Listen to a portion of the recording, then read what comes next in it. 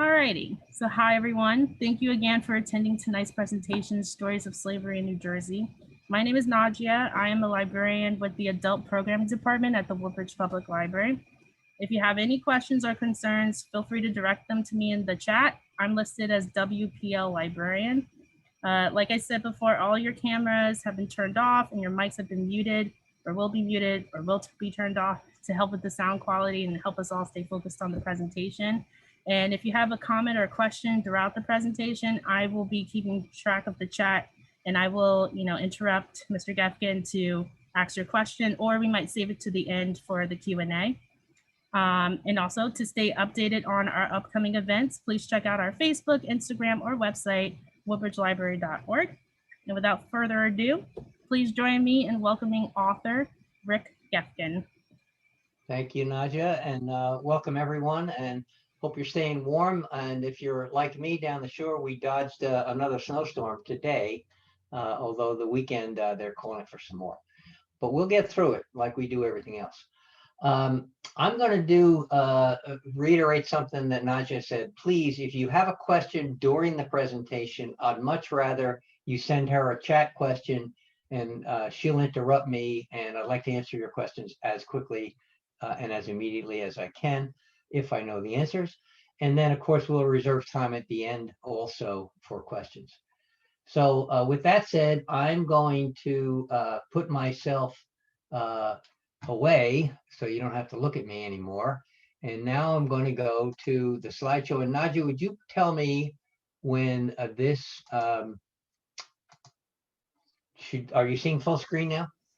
No, I still see your headshot. Okay, let's go back and find out why we have to share screen. That's why. Okay, so we're going to do that. I'm going to put this here. We're going to share. And now you should see. Yes, now I can see you. I can see the presentation, yes. Okay, everyone.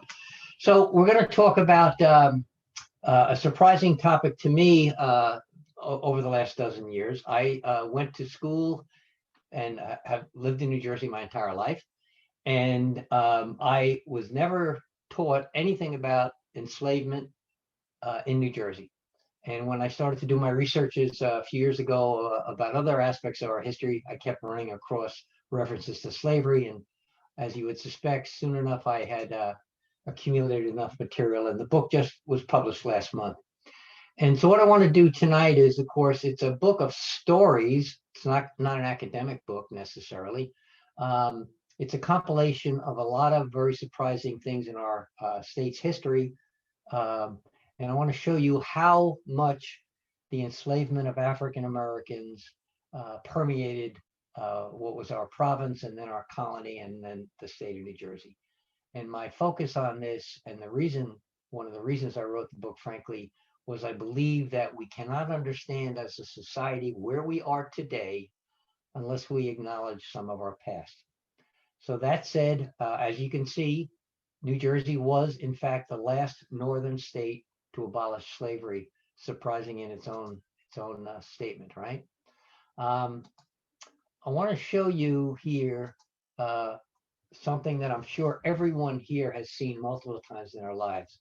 A very iconic image that I might have seen in the first grade when I went to school in Hudson County, but I've seen it many, many times over the years. And of course, it's a painting about Washington crossing the Delaware at a place called McConkey's Ferry. Washington's crossing now, you may have been there, on the Pennsylvania side of the river, and they're heading toward New Jersey, 1776 on a cold December night, and they're about to go down and confront the British at Trenton. Of course, this painting is apocryphal because it was painted, 70 years, 80 years after the event, and probably it did not look like this. But what these folks were doing, as I think you know, fighting for life, liberty, and the pursuit of happiness. And so the question is that, Nadia, can you hear me? Yes, you're good now. Sorry about that. Yes. Sorry, okay. The question I'm asking is, great, life, liberty, and the pursuit of happiness, but whose were they fighting for? And the reason I pose that question is that if you look carefully at this image, this painting, you're going to notice right here in front of George Washington is a black man. And I'll confess, I never noticed that in all the years I'd seen this image. But that person, although the artist may or may not have known it, actually was a real person during the Revolutionary War at George Washington's side. And here's another image of that man in the back here tending to George's horse during one of the battles. And I think you know too that New Jersey's been called the cockpit of the Revolution because most of the Revolutionary War battles were fought in New Jersey. And that man was Billy Lee, okay? And he was a slave of who people consider one of the founding fathers of our country. That was surprising for me to learn, although I had known kind of vaguely that George Washington kept slaves, but I didn't realize that he had a very close and intimate relationship with this man. And it turns out that George Washington had bought Billy Lee for 61 then colonial pounds in 1768 before the war. And to give you an idea how much money that represented, and I use these kind of crude analogies on purpose, because in the days of enslavement, slaves were considered less than human and were considered property. So around that time, as an example, for 61 pounds, you could have purchased 8 horses or 13 cows. Or put another way, if you were a skilled tradesman, a blacksmith or somebody like that, it would take you almost 2 years of work to earn 61 pounds. So that gives you an idea of how valuable this man who was enslaved to George Washington actually was.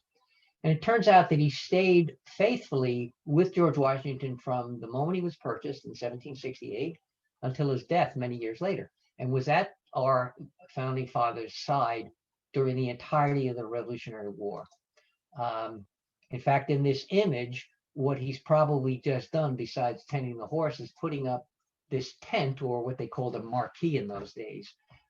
There's one of those that George Washington used that Billy Lee undoubtedly set up for him every night, as now in the Valley Forge Museum. So he was there during the entirety of the time of all the trials and tribulations of the Revolutionary War. And yet, and this is to show you how people, white people who had enslaved other people, thought. At the end of the war, Billy Lee had met a woman and he wanted to marry her, and he asked George Washington permission to bring his about-to-be wife to Mount Vernon after the war and retirement. And George Washington hesitated. He didn't give him permission to do that, no matter the fact that they had been together all those years, by that point, 15 years. Now, we know this from the folks at the Mount Vernon Museum. There's no record that Billy Lee ever brought a wife there, although he did go down. So it suggested perhaps the woman died before he brought her down to Mount Vernon. Billy Lee was famous. After the war, people would often come and ask for the man that was at Washington's side. But the Washingtons, as you probably do know, George and Martha, were part of the landed gentry, the very successful people in the early days of the country. And they were, by and large, those people, including most of the people that signed the Declaration of Independence, slaveholders. And this image here is, again, made up because it purports to show that at Mount Vernon, George is, beneficently overlooking these very happy slaves, and they're well watered and fed and, just going about their agricultural duties. And we know that kind of stuff is made up. George Washington may or may not have been kind to individual slaves at any one point, but they certainly didn't have the kind of life that free white people had in the country. And this was just one example of a man that's closely associated with our state of New Jersey. As a matter of fact, in Mount Vernon, kind of startling to think about it, by the time George Washington died after he had been president in 1799, there were 317 at least recorded slaves there. And what happened in his will when he died? He only freed Billy Lee. Now, that's a little watered down by the fact that most of those slaves came into the marriage with Martha, which was her second marriage. And by law, George could not free slaves that he did not own. Martha Washington, who was actually Martha Custis before she married him, her husband Daniel had died, had brought into the Washington marriage many, many slaves. Here's another image. That's Martha Washington and George late in their life at Mount Vernon. These are her natural grandchildren who he, George, adopted. And then in the background is Billy Lee again. And so there are several images that we have of this man who was at Washington's side for the better part of half a century. And Martha herself, by the way, brought, at least we know, 84 slaves into this marriage. And that was one of the reasons George couldn't free them in his will, even if he had wanted to. But since he owned some of his own, there's no indication that he really wanted to. Likewise, when Martha was getting toward the end of her life, her will only freed one person. And this is an illustration of how people thought in those days.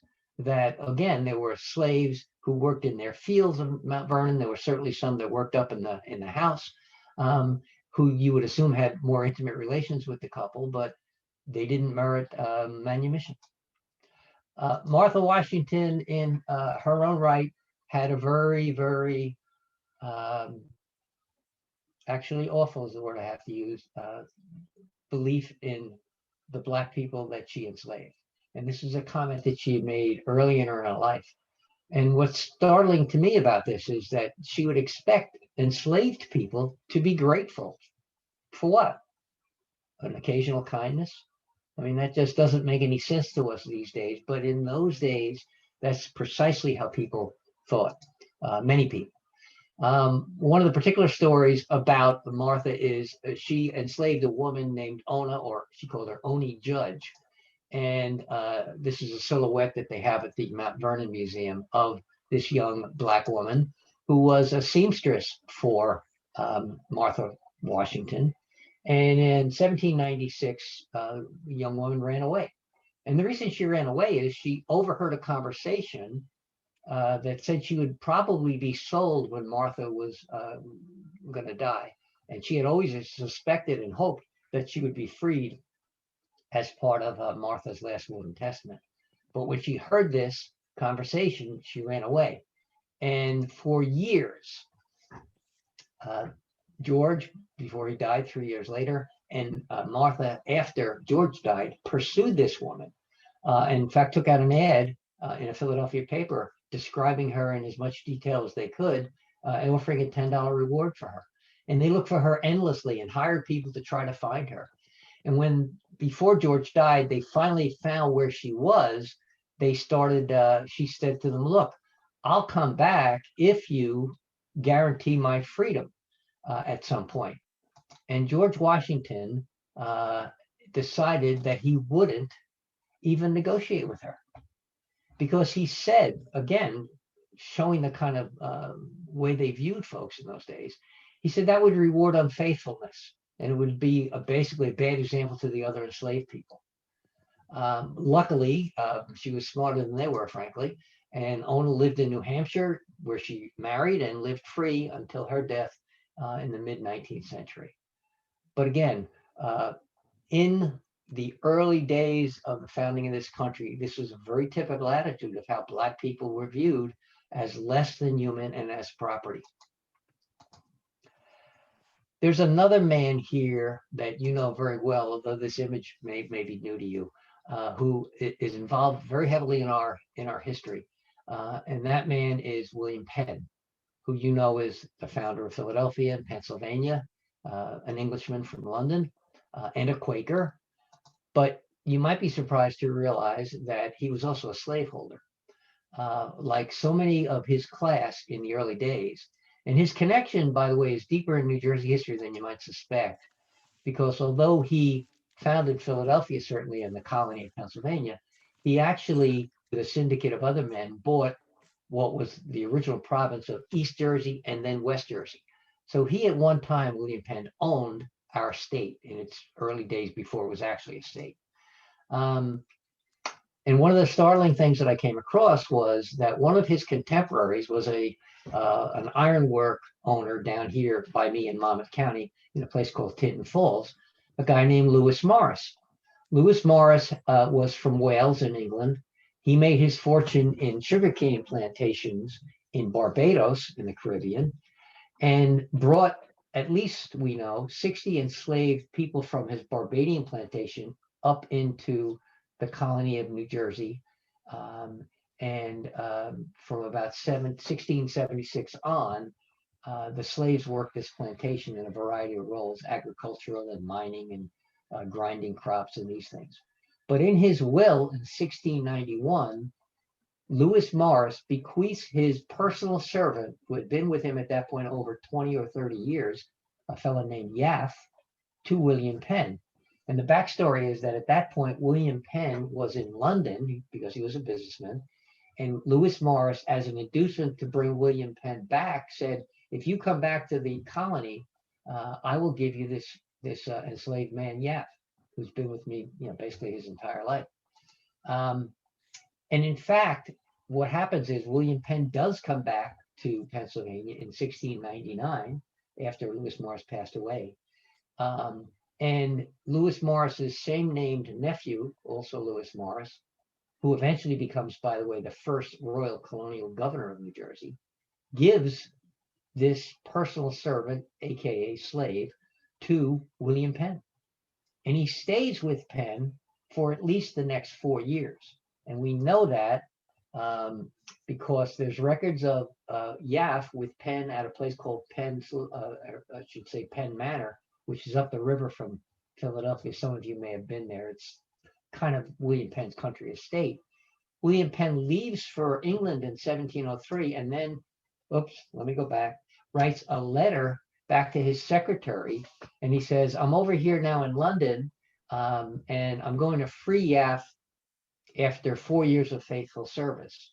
And he says, and I'll also pay his passage back by ship if he wants to go back to the colony. Now, it turns out that last April, I was about to go to England and stay with some friends to research what happened to Yaff, because at the time William Penn writes a letter, Yaff is in a place called Deal, which is a little town right where the Thames River comes out of into upriver or downriver, I should say, from London. And I will hope to find some trace of what may have happened to Yaff. My personal opinion, because there's no record of him after this that I know about, is that he wouldn't come back to the colony where he'd been enslaved. And he had skills. Penn mentions in the letter that he was good with animals and crops. And he obviously spoke English and was very fluent in that level of society. So I think the man probably stayed there. He might have been in his late 50s at that point. And if I'm lucky, I'll get back there to England and do some research about what happened to this individual person who had been enslaved and knew many, many of the early founders of our country.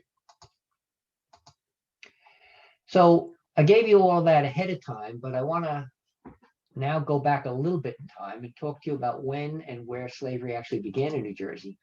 And it began, as you would probably suspect, with the Dutch. And the reason for that is the Dutch controlled New Jersey and New York under what they called New Netherlands in the early part of the 17th century.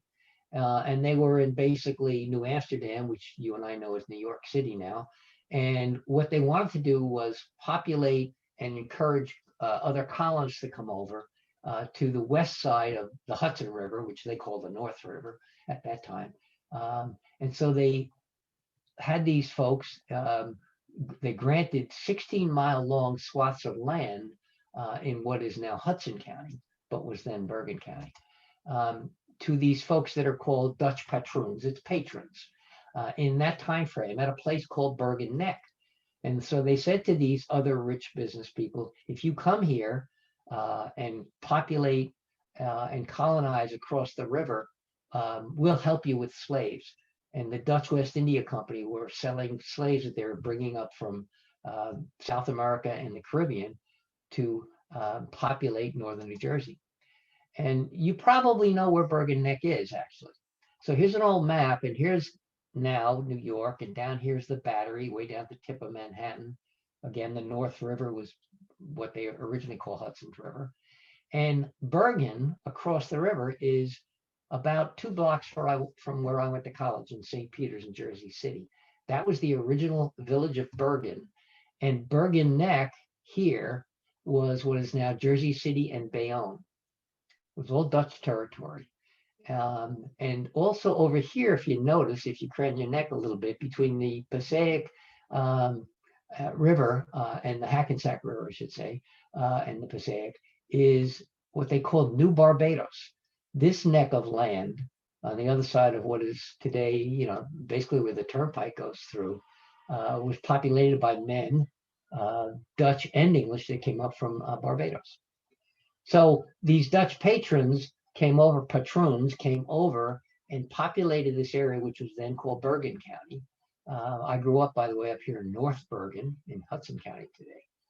And they had slaves do all of the hard labor, mostly agricultural, but almost anything else, including there's a famous family named Schuyler's who had a mansion and a big copper mine in Kearney, New Jersey, all fueled and sustained by slave labor.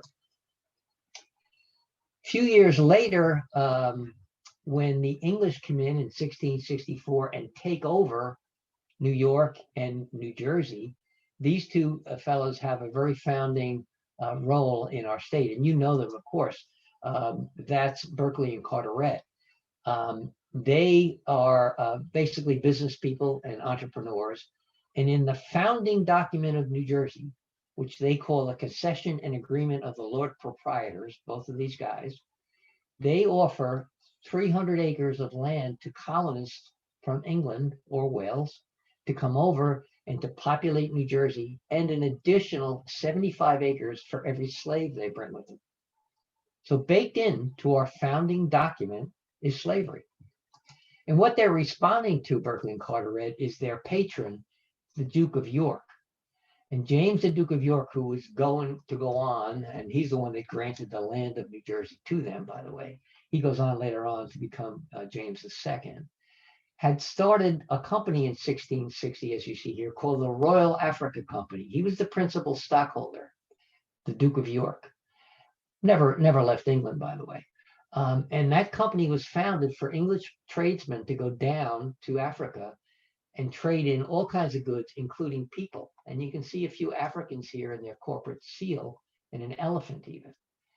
And this company lasted almost 100 years, and it's made most of its fortune for its stockholders by buying and selling Africans to the new colonies, both in the Caribbean and, in our case, New Jersey.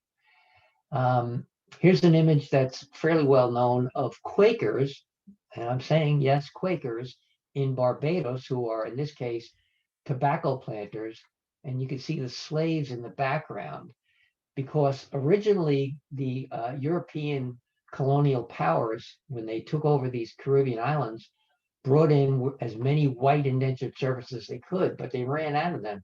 So the slave trade from Africa overwhelmed the labor supply very, very quickly.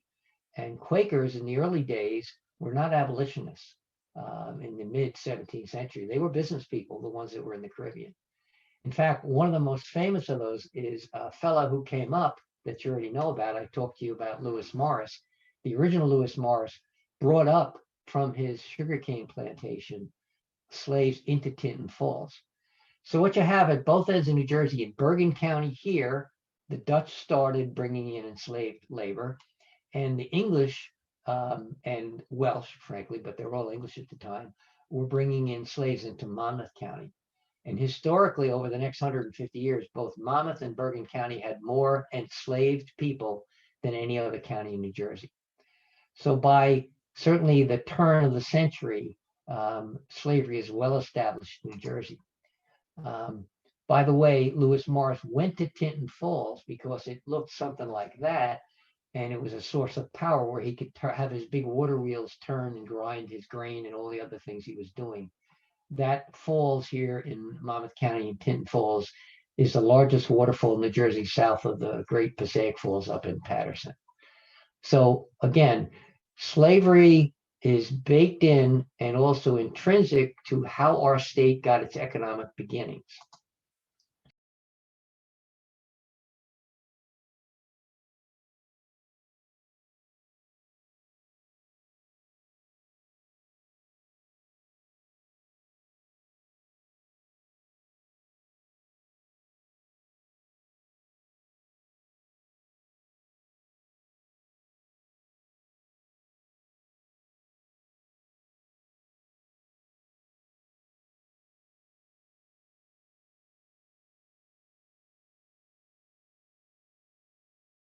And down here you can see that we had, by 1737, almost 4,000 enslaved people. And that number represents about 8% of the population of New Jersey in that year. New Jersey eventually gets somewhere between 10 and 11% Black African slaves at its peak by around 1800. And this causes a lot of fear in the white population, because a few years after this survey was taken, or census was taken, there was a slave revolt in New York, 1741, which was brutally Mr. suppressed. Geffken, Yes. we have a quick question from Sherry. She asked, where is this census from? It's in the New Jersey archives now. But my point was that there were always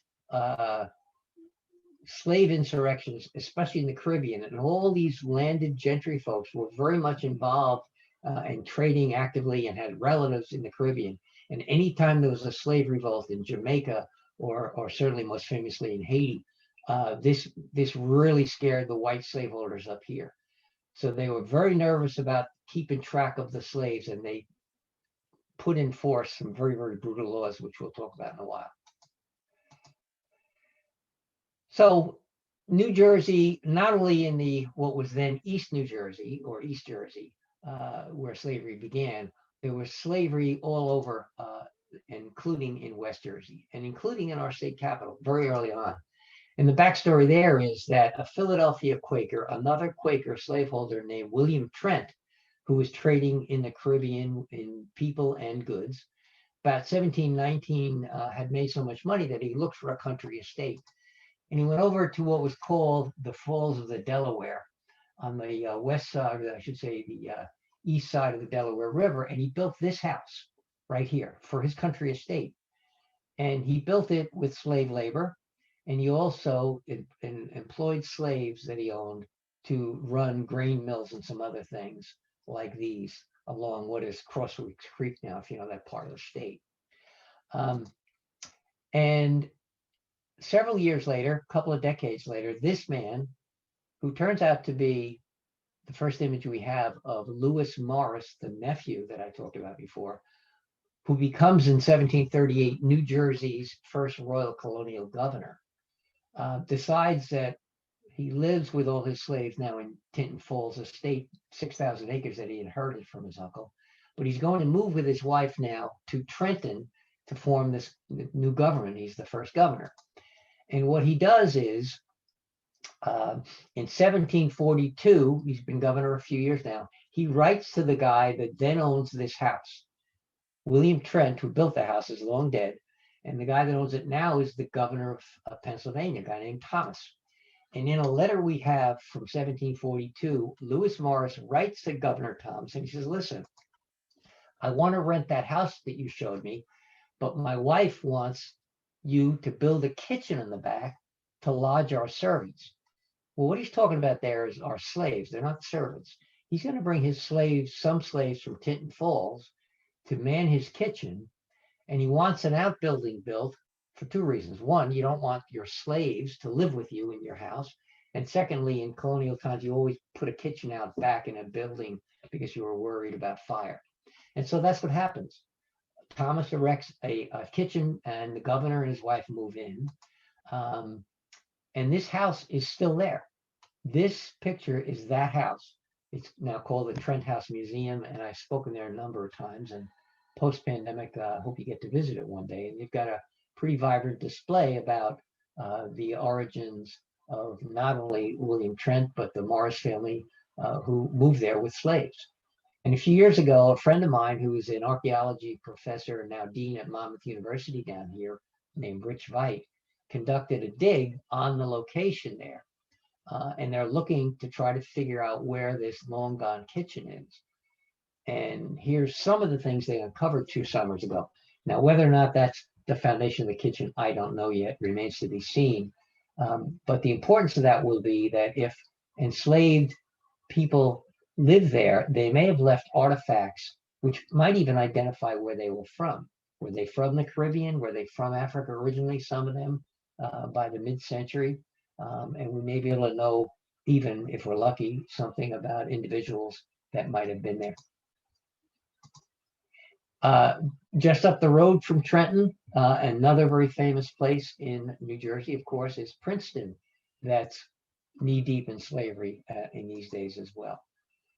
And that story also connects to William Penn, because when William Penn owned West Jersey, he sold to a fellow named Richard Stockton a huge amount of acres, so the Stockton could create a big agricultural farm, orchards, and his house eventually. And Richard Stockton, like most of these people in those days, built his fortune on the back, blood, sweat, and tears of enslaved Africans. And here's a more contemporary view of Princeton. Some of you, I'm sure, have been there. This would be Nassau Street here.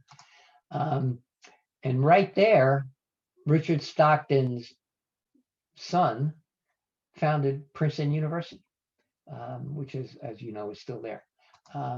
In fact, this guy is also named Richard Stockton. He's the original Richard Stockton's grandson, was the first graduate of that university. And the man in the picture, in the painting, Richard Stockton, built what is, and you may have been there as well, the mansion called Morven, which is right here down the block from Princeton University. And you could see all, at the time, the vast acreage that he owned. And that was all the farming and all the heavy duty lifting and all that kind of work was done by slaves. By the way, like so many, as I mentioned, of our early Declaration of Independence signers, this Richard Stockton owned many slaves. And it's kind of an interesting story. There's, by the way, an older picture of Morven. It doesn't look terribly unlike that today. And to their credit, they've got a very vibrant display on the history of slavery at that place. It was actually was a governor's mansion for many years in our state history too. Richard Stockton, during the war, fights against the British. He gets captured during the Revolutionary War, spends a couple of years in prison. His health deteriorates and he dies right after the war. And then something really surprising happens that I'm going to tell you about. And it's an indication of the mixed messaging and the juxtaposition of people that could declare that all men are created equal and yet be slaveholders and yet do something that I'm about to reveal. And after Richard Stockton dies, his wife Annis, who was a fairly well-known poetess, has a slave woman who gives birth and dies in childbirth. And Anna had very young children at the time. So when this young woman died, Annis, I should say, wet nursed that slave baby, whose name was Marcus Marsh, and he stayed with her for many, many years until she later manumitted him. So these are kind of mind-blowing experiences to say, how could this happen? How could people live intimately and closely and depend on other people and yet enslave them, but yet also show this kind of humanity? And it's just baked into not only New Jersey history, but early colonial history, these contradictions in how people thought of slaves. So I want to come back now from, you know, the landed gentry and the more famous people to show you how endemic slavery was in the middle classes within a very few years. So there's two men here I'm going to show you about that are related. And on the left, that's Charles Morgan, who, although it says Point Coupee in Louisiana, where he had a plantation, he's actually from Middlesex County. And those of you who know that part of our state might even recognize the town of Morgan, not too far from Woodbridge, actually. And he and his brother-in-law, the other picture, a guy named Judge Jacob Van Wickle, cooked up a scheme that is just unbelievable in its detail. And what they did in 1818 was they involved themselves in kidnapping slaves, although that's only half the truth. Now, the background of this is that this family, the Morgans, go back into colonial history before this time. In fact, this guy, James Morgan, who is Charles' father and obviously the judge's father-in-law, was, among other things, a combatant for the Patriots, if you will, in the Revolutionary War. But he was also a slave catcher. And you see here in this ad that was 1781 that he's looking to return slaves to their rightful owners. And there's many of these newspaper ads that we see in that period. So my point of bringing that up is that the Morgan family not only were slaveholders, they understood that there was money to be made in this. And so what happens in 1818 is New Jersey laws are starting to change. And abolitionists like the Quakers, led by the Quakers, but other people, are starting to put pressure on politicians, and their writing is on the wall. People are starting to understand that sooner or later slaves are going to be freed in New Jersey. And what's happening, because we're also turning into more of an industrial economy as opposed to agricultural, these slaves that people own are becoming less worth to them, right? Their monetary value, which is how they looked at them as property, is becoming worth less. But down south, where you have a burgeoning economy of cotton and tobacco and other products, slaves are worth a lot. So these two guys get together and they come up with a scheme. And in the scheme, what they do is they take, oh, by the way, free blacks too, people that had been manumitted, and they bring them to Judge Van Wickle's house and they say, listen, there's some great jobs down south. Here's what we're going to do for you. If you sign these documents giving us permission, we're going to give you free transportation. We're going to bring you down there. You can bring your families, start your brand new life, and you'll make money and be prosperous. And on that list of people that we have, there are several lists, over 100, there were some women with young children, didn't even have husbands, free black people who get tricked by these two people into signing phony consent forms. The judge has these forms signed. They put them on ships and they bring them down the coast of the eastern side of the United States and up into Louisiana, and they sell these people, some of them. A lot of them, Charles Morgan keeps for his own plantation, which is a little bit north of Baton Rouge. We know this because there are descendants of these people who have traced their DNA and have relatives that live down south. As far as we know, none of these people ever came back to New Jersey because it was early, even though they would have been, the younger of them, manumitted at the end of the Civil War. We have no records that they came back. But there's a project going on now, which I would encourage you to look up. It's called the Lost Souls Project. And it's commemorating the over 100 of these folks that were hoodwinked, frankly, into slavery down south. That plantation, by the way, Charles Morgan, who was obviously not very modest, he called Morganza. And it's still there. It's a little suburb, basically, of Baton Rouge today. Now, I know these facts, not only because there's been a lot of publicity about it. In fact, there were newspaper articles over the last 100 years and more about it, because I got a hold of and was contacted by one of the descendants of the Morgans. And she had written a paper about it for her doctoral dissertation and was very honest and upright and presented all these very embarrassing but true facts about what their family had done. So I have a brief question, Mr. Geffken. Yes, go ahead. Shakira asks, do you think the vague language of the Fugitive Slave Act of 1793 helped them in this kidnapping No ring? question about it. In fact, there were so many laws, and we're going to talk about another fugitive slave law in a second, but thank you for that question. Not only did Judge Van Wickle lie about these consent forms that he had people sign, lied to the people, but he took advantage of people's lack of knowledge and the laws that had been written at the time. By the way, when this scheme was finally revealed years afterwards, you would not be surprised, I suppose, to find out that none of these men suffered any penalty. They were indicted, but they got away with it. But my point again was to show you that by the time the 19th century rolls along, slavery is just considered normal day-to-day business by a lot of people, not just the upper class where it had begun in our state. So I want to now bring you down to a view of slaves, because so far I've concentrated on what it looked like to be a slaveholder. And two people that I know a little bit about are named Charles and Hannah Reeves. And this is Charles Reeves, who was born enslaved in Middletown, New Jersey, down closer to me, in about 1820. and he was born enslaved to David Williamson in that house in what is now Homedale, but then it was Middletown. And that home was about a mile from where my kids went to grammar school. And I must have passed that a million times on that road and had no clue until very lately that that had been the home of a slave master. Charles met and married later in his life this woman, Hannah Van Cleef. She was born somewhat after him.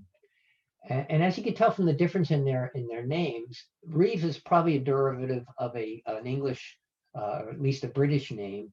So at some point, somebody in Charles' family may have been British and owned slaves.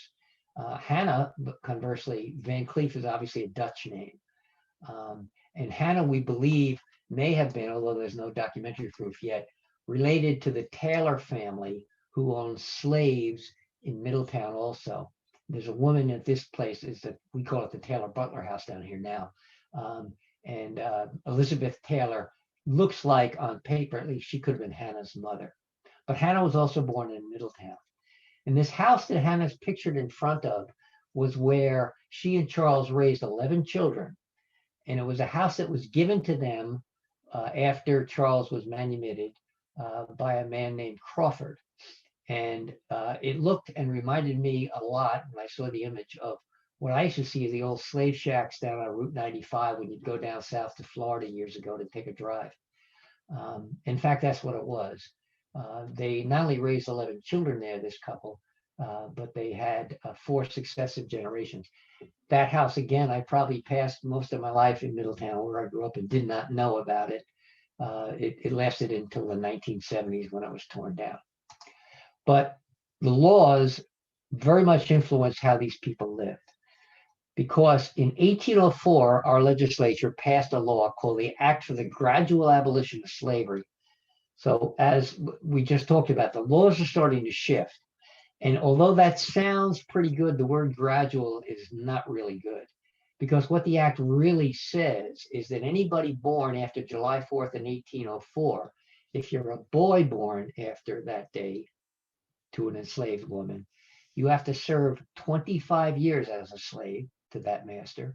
If you're a female, you have to serve 21 years. So that would mean that roughly Charles Reeves couldn't have been manumitted much until about 1845, and roughly 1850, 1851-ish, if we have their birth dates right, would have been Hannah's manumission date. And so that plays into what I know about them from their descendants now. And what I know is that the couple got married in the Middletown, actually the Homedale Baptist Church in 1850. And there's their original, still preserved by the family marriage certificate. So it looks to me, and the family believes this too, by the way, with all the quotes that they have and inscriptions in their family Bibles, that they probably waited until they were freed to get married. So it shows you how laws in New Jersey not only influenced how people could hold slaves, but also gave the opportunity later in the century for people to start living more free lives. But there was Mr. another Geffken, law. we Yes. have 2 comments, I think, for the previous slide. Okay. One from Jonathan. Is the kidnapper Charles Morgan any relation of the 17th century Welsh-born pirate Henry Morgan, whose record as a slave owner is basically airbrushed out of popular history? Not to my knowledge, but that doesn't mean it's not true. Morgan's a fairly common name, and I don't know that I've traced the Morgans down here in Middlesex County, but I don't recall that I have any knowledge of the pirate, but that doesn't mean he wasn't. And then Monica asks she says, I can understand why some towns are named after people who signed the Declaration, but why is a town named after Morgan when he was a part of a horrible scheme? That's a really good question. Because it was named, I should have said this, before the scheme, but the Morgan family, James Morgan, actually the founder of the family, not only was he a successful participant in the Revolutionary War, he also started a pottery factory there. And so the town kind of grew up around the Morgans. They owned a lot of land, and so it became called Morgan. Like many towns in colonial history, and a lot of towns that we still have today, are named after English families, English cities, or families like this. So that's another really good question. The other law, but a federal law that had a lot to do with how Charles and Hannah Reeves conducted their lives, was another, but this one, the federal Fugitive Slave Law of 1850. Now, the background of this is that the southern states, previous obviously to the Civil War, needed a lot of slave labor, had a lot of slaves, and they were always running away. No mystery there. Why wouldn't they? And so there were people up north, not everybody, of course, but there were people that were sheltering slaves, trying to help them get up to Canada in some cases. And so the southern politicians in our Congress pushed through a law over the objections of some northern states, not including, by the way, New Jersey, that said that if a slaveholder finds out that you anywhere in the then United States is holding one of their slaves, they have the legal right to demand return. And by the way, if you're sheltering or helping people escape, you can be both, penalized financially and jailed. And this sets up, and you probably remember it from movies like 12 Years a Slave and other things you've read, slave catchers. They're hired by these Southerners, and they come up, and they're not really very religious about who they capture. Free people are just as liable to be captured, free Black people, as slaves are to return, because these slave catchers can make money. In fact, there's all kinds of newspaper ads of white people, abolitionists, warning enslaved people, we're hearing that slave catchers are coming into town tomorrow. Be careful, be safe. So you have in New Jersey, especially, people on both sides. You have slaveholders, although they're diminishing by the 1850s, primarily because of the 1804 Act for Gradual Abolition of Slavery. But you also have people that are actively helping Black people, I shouldn't say helping them, preventing them from freedom and selling them to slave catchers where they can. And so many images like this appear in that period of time due to this horrendous law.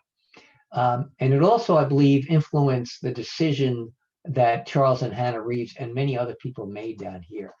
And one of the decisions they make within months of that law being passed at the federal level is 14 Black men buy a piece of property in Lincroft, which is part of Middletown down here. We now call it the Cedar View Cemetery. And they take control of this, and they sell up to 24 different plots of land. They're about 100 foot by 40 feet plots to other Black people, most of whom are free at that point, because I believe if they have a deed to property, even though it's a cemetery, they then have one more thing they can say to potential slave catchers. Look, I'm a free Black person. I own property. I can't be enslaved. And in fact, Charles does buy that piece of property there. I know that because I'm on part of a committee that is working to revitalize and have this cemetery recognized. It's down next to a place called St. Leo's Church here in Lincroft. And Charles and his family, over the next 150 years, bury their relatives there. And that's a contemporary picture of it today. We did a little cleanup last fall, and that's Charles' grave, and that's Hannah's grave. And these are, some of them are children, some of them are in-laws. And it turns out that over the years, they have more, there's at least 14 stones here in that particular plot than any other of the plots that we know about that are visible, at least in that slave graveyard, including, by the way, some ex-slaves, and also what were called USCT, US colored troops. Those are Black people that fought in the Civil War. They're buried in the cemetery. So it's a very historic place. But I believe it's very related to what Charles was trying to insulate his family from.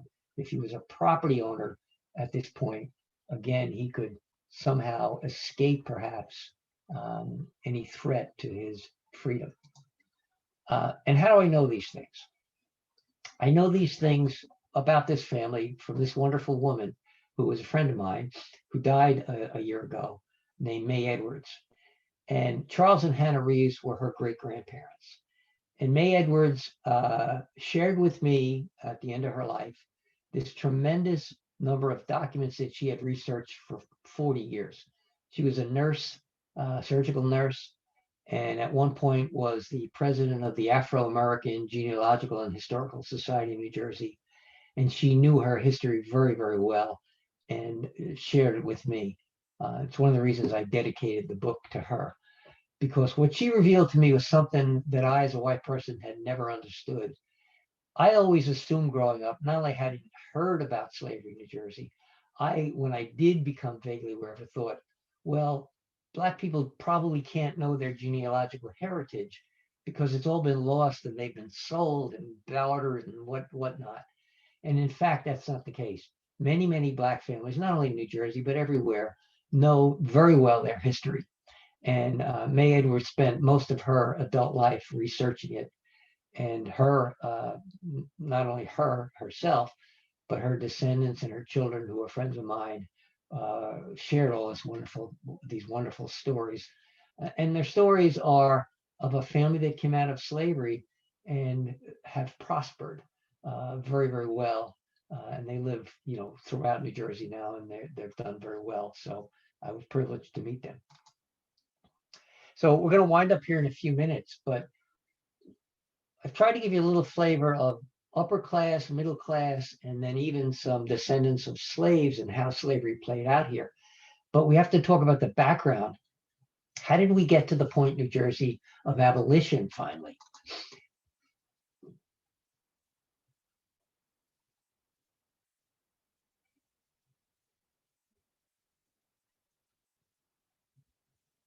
And the truth is, it took us as a state a long, long time to come to grips with it. You already know that in the mid 17th century, slavery was established in New Jersey. Soon thereafter, we started a series of very brutal laws, did our legislature, to regulate slaves because of two reasons. They were property, and people wanted to make sure they had all the rights to retain their property, sell it when they wanted to, and treat these human beings the way they wanted to. And they were always afraid of slaves running away and rebelling. And so they created this very long series of very brutal acts that basically allowed anybody to capture a runaway slave in the early 17th or 18th century. You could beat them, you could bring them back, you'd get rewarded, and there'd be no penalty for how you treated them. Among the horrible things that this act did in the early days was it said, oh yeah, okay, we recognize that some of you may want to free slaves, but if you do that, you have to give the state 200 pounds.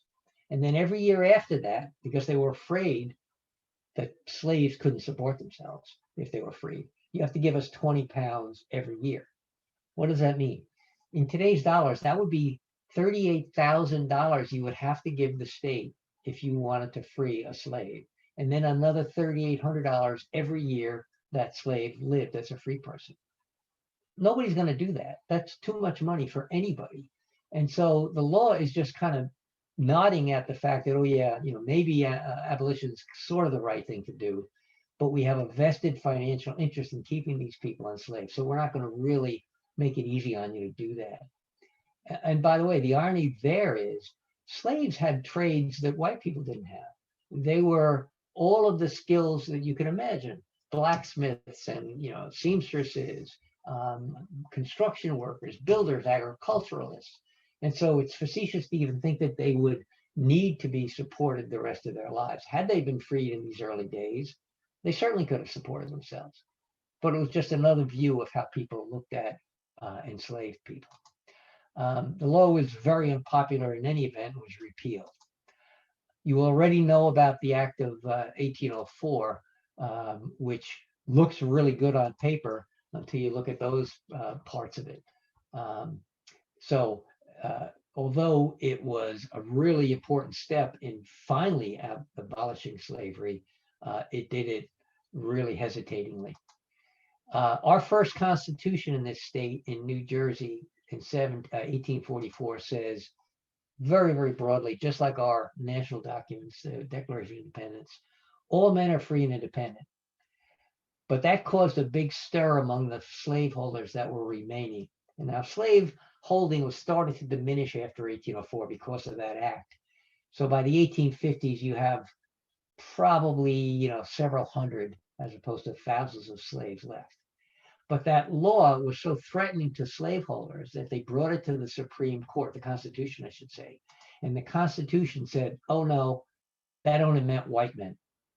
So in fact, Black people who were not manumitted by 1844, 1845 were still not free and independent. A few years later, New Jersey decides that it's really got it right this time. They're going to abolish slavery.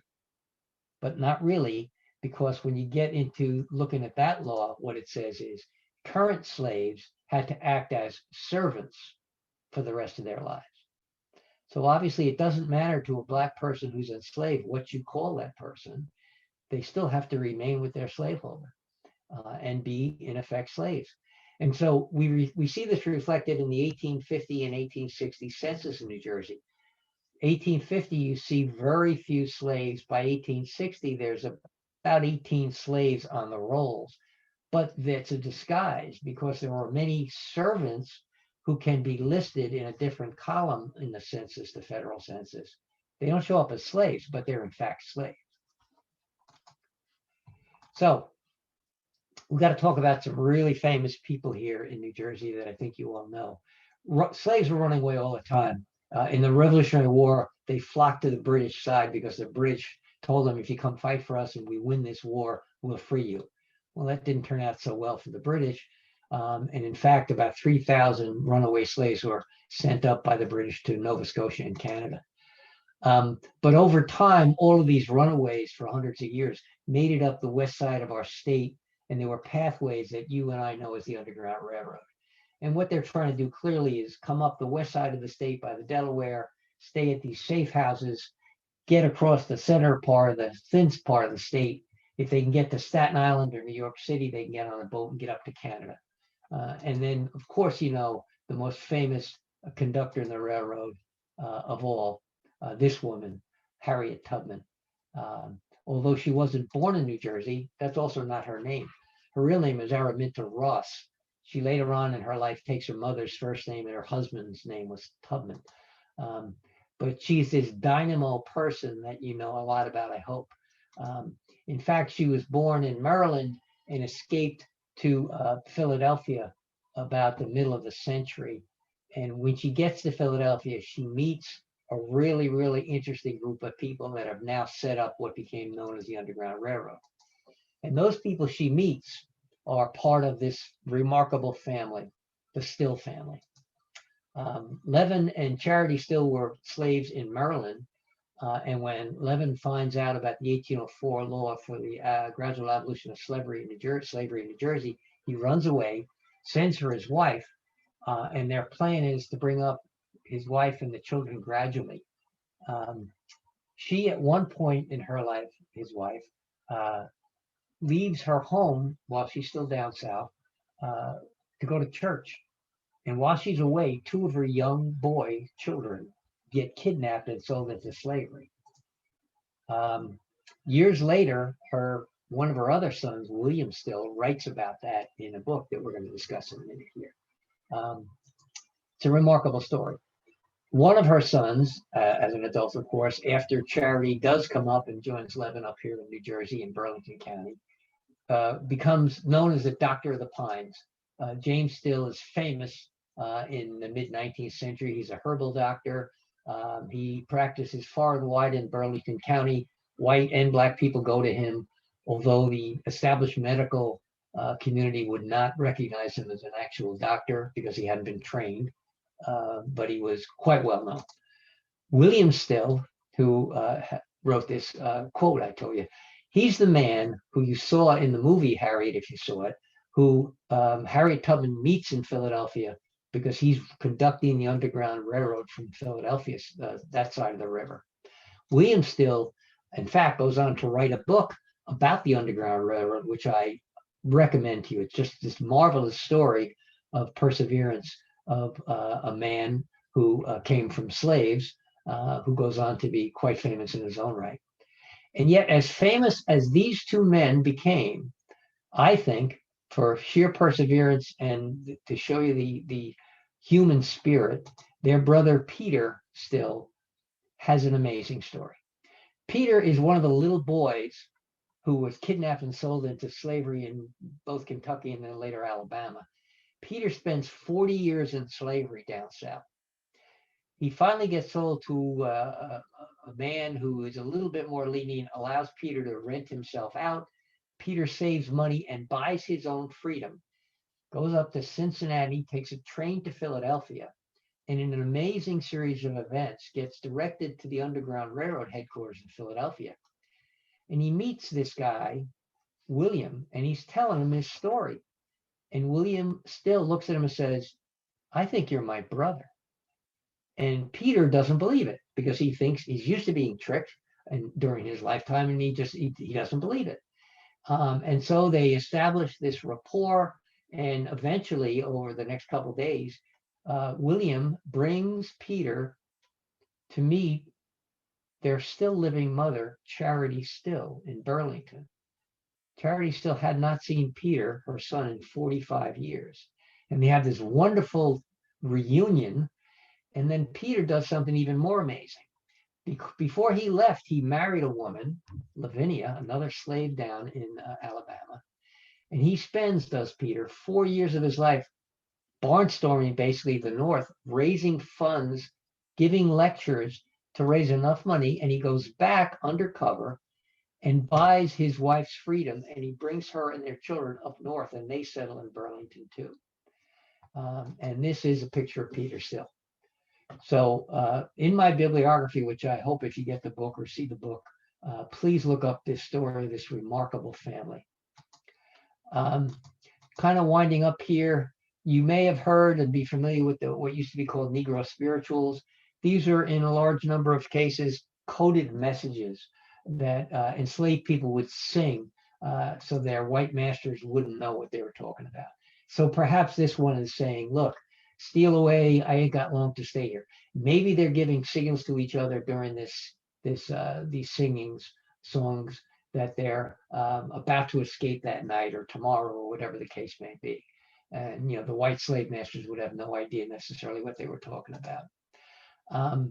And of course, this exemplified by what Harriet Tubman did. As far as we know, she led at least 20 excursions back down into slave country in Maryland, originally to find her husband and free him. And as you probably know, she found out he had remarried. He hadn't seen her in some years. So she brings her parents back. And then she continually goes back in disguise and brings other people up. She joins during the Civil War, she becomes a spy and walks around Confederate camps because nobody would suspect this little 5-foot woman as being anything but what she appeared. And just was relentless in her ability to bring people north. Her connection to New Jersey, by the way, is that at one point in her life, after she was freed, or I should say escaped, she actually worked in a Cape May hotel, probably as a chambermaid or maybe a cook or something, until she could mobilize herself enough to help bring other people free. And as you already know, that whole Underground Railroad pathway comes up this way. Harriet Tubman was an amazing woman. And after the Civil War, when the 13th Amendment is finally passed, abolishing slavery forever in the country, she doesn't stop. She becomes part later on in the century of the women's movement for the right to vote. She moves up to New York State, gets married. She opens up a home for former slaves that didn't have the ability to support themselves anymore, and was basically this nonstop ball of energy, making sure that her people, her Black people, attain the freedom that she knew was their rightful place in society. She finally dies in 1913. Now, about 5 years ago, there was a movement here, which I think now we may have a better shot at seeing come to fruition than ever. And it's got to do with this. Because in the Treasury Department 5 years ago, they actually cut some dies, and there was an intention to put Harriet Tubman on the $20 bill. And I hope that initiative will find its fruition in the next few years. It would be the least that we could do for this remarkable person. So how did it all wind up in New Jersey? Well, as you already know, or maybe you don't know, we were the only northern state to vote against Lincoln in 2 elections. The 1860 election, which in some ways precipitated the Civil War because people knew he had abolitionist sentiments. And in 1864, New Jersey didn't vote for him, primarily because General McClellan, who was from New Jersey, was running for president on that ticket, the Republican ticket. And our electoral votes went to McClellan, never to Lincoln. You, of course, know about the Civil War.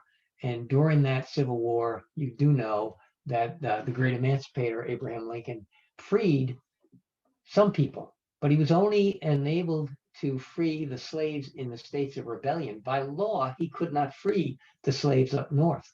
Nonetheless, it was a huge step in the right direction. The 13th Amendment abolishes slavery. 28 states were needed to ratify it that year, and they did it by December of 1865 when the Civil War was over and Lincoln had been assassinated in April that year. New Jersey did not want to do it. The economic interests in New Jersey, even though there were very few slaves left, dug in and decided that they weren't going to go along with it until it became obvious that it was going to pass. They had the right number of states ratifying it. And our legislature in January of 1866 was the last one in the North to ratify the abolition of slavery. It took another 150 years for New Jersey at the legislative level to apologize for what we had done during slave times. And remarkable apology, but you might note that there's nothing in there about retribution or reparations or anything. And I hope that's a conversation that will begin again soon, because I think it's fairly obvious to anybody anymore that we're not talking about Black history here. We're talking about American history. And without the contributions of Black people against their will, but nonetheless, we don't have a country. So what they did for this country needs to be addressed, not only in reviewing history like this, but also in economic ways. And so I think that's a debate that we're going to see play out, certainly, I hope, soon in the rest of our lives. I'm going to leave you with this before we do a Q&A and wind up. I'm part of a group that has started this thing that I think is going to have some impact. We're calling it the Northeast Slavery Records Index. It's already in place for New York records, and a collaboration of all the northern states on this side, at least the Northeast states, and New Jersey. We're getting as many of the slavery records, census records, ship records, cemetery records, manumission records as we can. We're going to put them into a free database so that we can allow scholars, historians, and just anybody who's interested in their own genealogy or history can search. And we hope that at some point, because there are documents with slaves' names, as you know, that people can find their ancestors or can pin down parts of their history their personal history that they may not know. So if any of you know of any of these records, on the next slide, I'm going to give you my email address. I certainly appreciate you reaching out and helping with this project. With that, Nadia, I would just say to folks and allow questions that if anybody, aside from the copies that are in the library, which you can obviously take out, if you'd like me to sign and dedicate a copy, you can send me an email. That's rickg0817 @Yahoo, and I'll tell you how you can get a copy of the book for yourself. Thank you, Mr. Geffken. Not to cut you off, but thank you so much. This presentation was so informational and comprehensive, and I think it really opened a lot of eyes, because I feel like we don't always learn about this in history class about New Jersey. So I appreciate you, virtually coming out to us and, enlightening us with this information. So are there any other questions there, Nadia, that you see? Yes. So Monica asked, are there any, well, I'll ask her first question. Did So this was a couple of sides towards the end.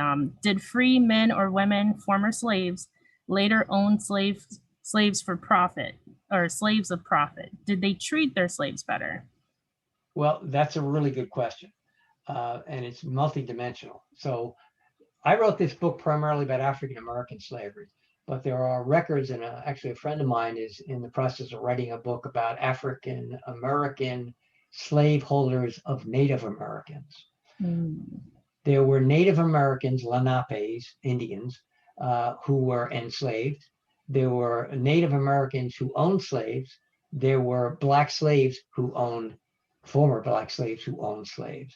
And as you would suspect in colonial history, marginalized people, what we improperly call Indians, but Native Americans and African Americans, often joined together in marriage or relationships in communities where they could thrive.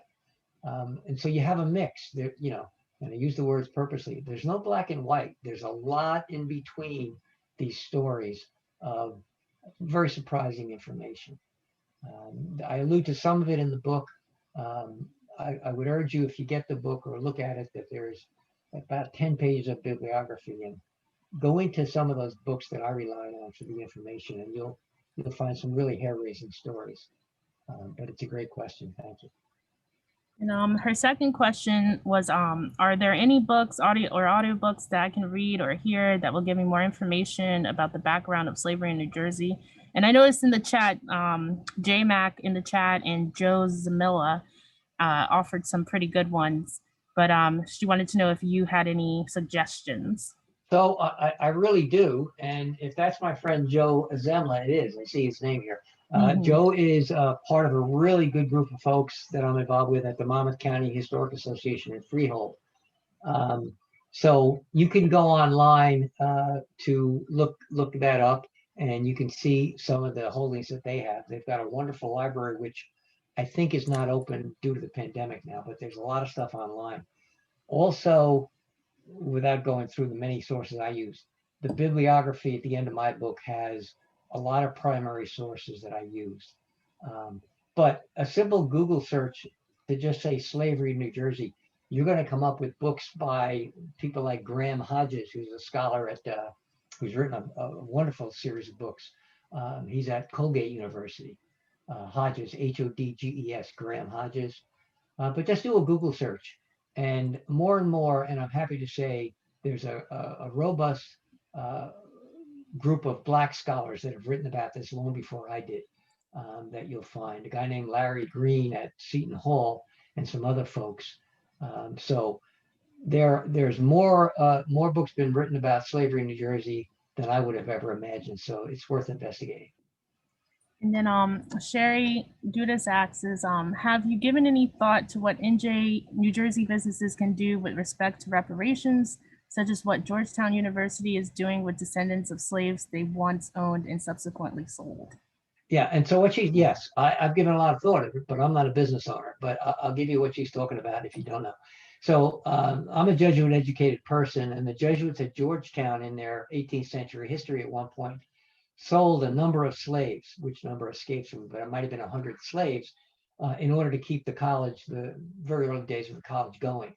And when this was revealed a few years ago, and they studied it, what they did, to their credit, was they've offered, funded by some of their student fees, by the way, they've offered the descendants of those enslaved people that they sold scholarships to Georgetown.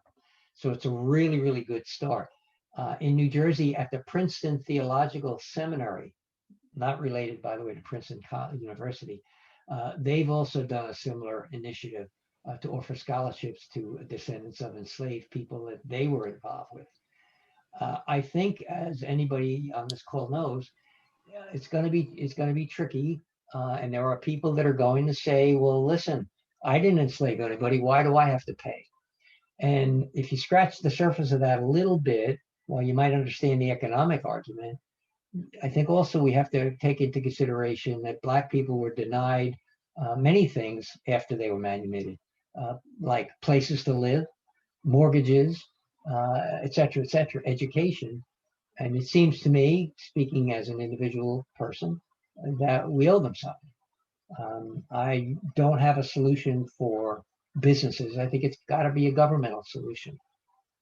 And if you are part of that, as you should be, I think, like me, conversation, it could only help to alert people to your belief. And we'll see what happens. I think it's going to happen throughout the country. I'd like to think we could lead the way, but I just don't know. Any other nod? Yes, one last question. Shakira is asking, can you repeat the name of the database you're building for archival records on slavery in New Jersey? I can do better than that. I can go back to it. How about that? Okay. So, no, I lost it again. All right, there it is. All right. So right now, this is the prototype of that one. You can look this up. It's now called the New York Slavery Records Index. That's because it was started by two professors at John Jay College in New York City. But it's recently, we're now about to launch it under this new name. But if you look up New York Slavery Records Index, it'll come right up top of Google. And it's a wonderful searchable database. You could put in a slave's name, you could put in an owner's name, you could put in a geography, you could put in a ship, and it's going to lead you to thousands and thousands of records. And since we're expanding this throughout the Northeast, we have really, really good hope that eventually it certainly will have millions of records that will just be a wonderful resource for all kinds of people. So thank you for that. And again, if anybody knows of any databases, I would sincerely request that you contact me and let me know, because I don't pretend to know all of them that are existing now. Yeah, could you do me a favor, Nadia? Would you send out my email address on the chat to everybody? So that's perfect. You lead me right into the end.